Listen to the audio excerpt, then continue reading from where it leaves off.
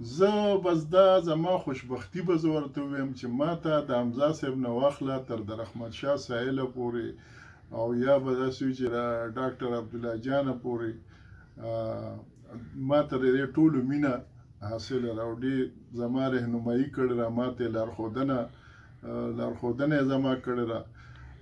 نن چې زه څه یم نو زه د دغې خپلو مشرانو زما را کوم ملګري چې دي همزولي زه د مینې او د دې د لارښودنې په برکت باندې یم او ټول مې خوښ دي. دا یو سړي د حمزه صاحب خپل رنګ دی، غني خان خپل رنګ دی، اجمل صاحب خپل رنګ دی، کلندر صاحب خپل رنګ دی، خو زه چې کوم دی نو هغه د اجمل صاحب او رحمت شاه سایل چې دی نو دې نه زیات چې دی نو متاثر یم ځکه چې ما لومبی د دې کتابونه لوستي وو هغه ټایم په هغې باندې بندیز و او داسې وایي چې په بډه وم دا کتاب یو چا راکړی و، په بډه مو والی و، کور ته م راوړی و، ډېر په احتیاط به م لوستو. د غیرت چغه او د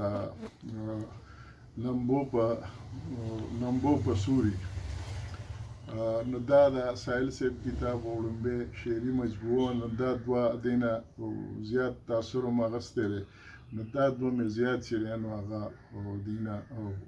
هغه یې بل دا دی چې ننني وخت کې زمونږ چې کوم زمونږ د عمر چې کوم زمونږ ملګري دي هغې چې کوم د دغه شخصیتونو سره ناسته کړې دغه مشرانو سره نو دغه کې یو دغه دی پکې یو ډېر پر لحاظ سره هغه چې کوم دی نو ښه خلک دی او ښایسته خلک دی او پوهېږي په ادب هم پوهېږي او په نور څیزونو باندې علم هم ورسره شته، هنر هم ورسره شته. خو دا ده چې ننني وخت کې چې زه خیال کوم ننني وخت کې پرون چې کومه مینه مونږ سره وه او کوم په مینه او محبت مونږ لګیا وو، مونږ یو اجتماعیت و، زمونږ په ټولنه کې اجتماعیت و. لکه داسې و چې په خیشکو کې، په نوښار کې، په چارسده کې په پروګرام کېدو نو